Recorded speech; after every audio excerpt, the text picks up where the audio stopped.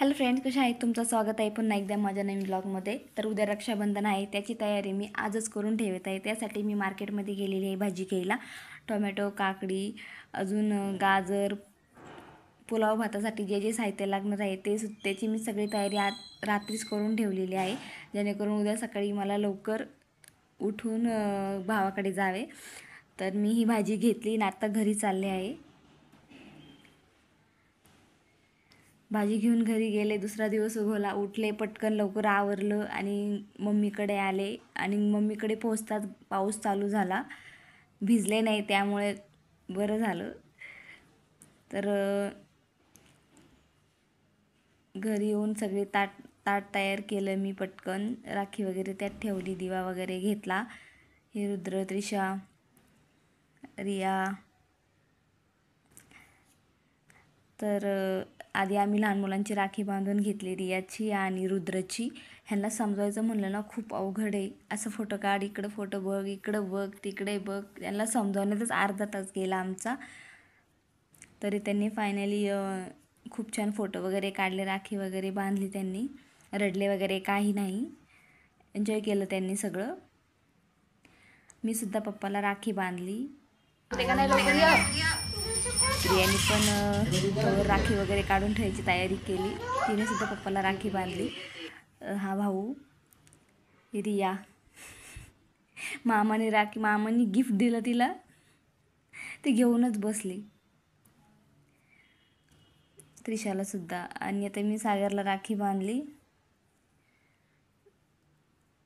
Photo वगैरे काढले मस्तपैकी.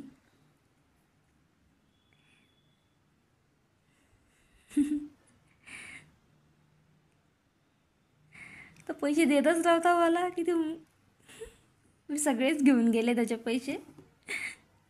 पण नाही, मी मस्करी करत होते. त्याला मी देणार होते परत. मी त्याला पैसे परत दिले आणि फक्त त्यांनी मला 1000 रुपये टाकले त्याच्यामधले. मी बघत होते फक्त तो काय करतोय.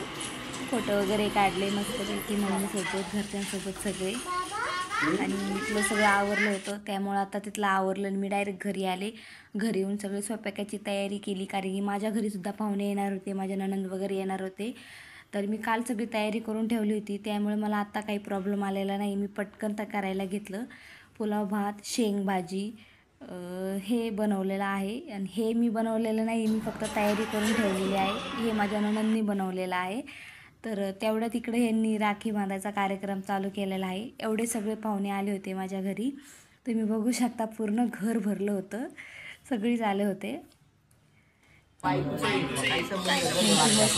वगैरे दिलं होतं, त्यांची भाजी चालू केली.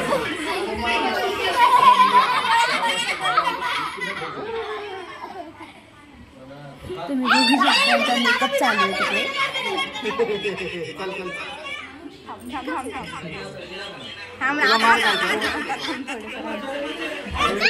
घालतो ना